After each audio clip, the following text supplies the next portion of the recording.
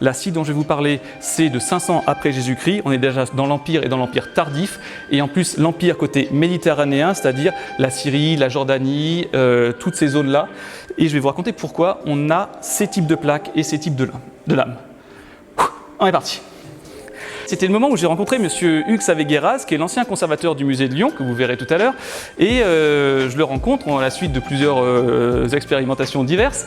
Et je lui dis, j'ai envie de construire une scie expérimentale à couper la pierre de manière automatique. Et ce qui m'éclate, c'est ce qui a été découvert dans certains sites. Il y a eu deux sites, il y a eu deux prototypes en fait, de cette scie qui ont été découverts dans le monde.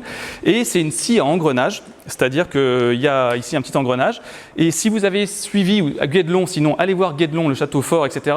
Ils ont reconstruit un moulin à un moment, un moulin à faire de la farine. Et ils ont exactement ce même principe de ce qu'on appelle une roue et une lanterne pour entraîner. Donc vous avez ici un cadre mobile qui servait à couper.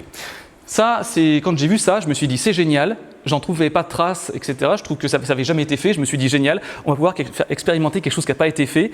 Et je me suis dit bon ben on va prendre encore plus grand, c'est-à-dire on va prendre une équipe encore plus grande de spécialistes.